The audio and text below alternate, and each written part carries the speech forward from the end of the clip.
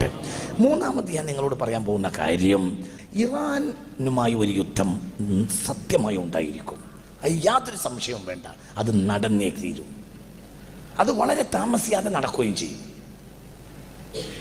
ഇറാനുമായി യുദ്ധം വന്നാൽ മിഡിൽ ഈസ്റ്റ് ഇനിയും അട്ടിമറിയും.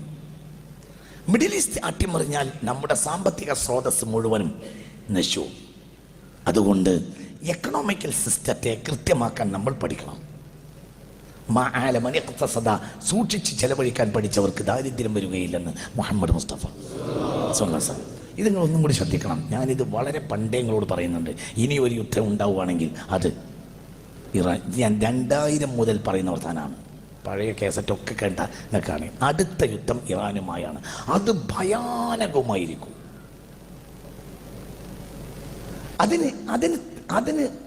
അതിനാരാ ചെയ്യുക? അതിന് മറ്റുള്ളവരാണ് ചെയ്യുക. എന്തുകൊണ്ട്? ഒരു നഷ്ടവും അവർക്കില്ല. നഷ്ടം ആർക്കുള്ളത്? പറ, ആർക്കാ നഷ്ടം സംഭവിക്കുക? മുസ്ലിമീങ്ങൾക്ക്. ഇറാൻ ഇനി ഒരിക്കലും അമേരിക്കയെ തിരിച്ചടിക്കൂല. ഇറാൻ തിരിച്ചടിക്കുകയാണെങ്കിൽ തിരിച്ചടിക്കുക എങ്ങനെയായിരിക്കും? ഒരു സാധാരണ നിലയിൽ ഒരു രാജ്യം തിരിച്ചടിക്കുകയും പോലെ ഇറാൻ തിരിച്ചടിക്കുകയാണെങ്കിൽ ഖത്തറിലോ സൗദിയിലോ പറ ഉള്ള അമേരിക്കൻ ക്യാമ്പുകളെ ആക്രമിക്കുകയാണ് ചെയ്യുക. അപ്പൊ സ്വാഭാവികമായും എന്തുണ്ടാവും? ആ രാഷ്ട്രം ആ പക്ഷത്ത് ചേരും. ഇത് നടക്കൂലേ? നടക്കും. ഇത് നടന്നേ തീരൂ. ഇറാനുമായി യുദ്ധം അനിവാര്യമാണ്. അത് നടന്നേ തീരൂ. അത് ഫിത്നത്തുൻ അമ്മാഉ സമ്മാഉ അമ്മിയാ.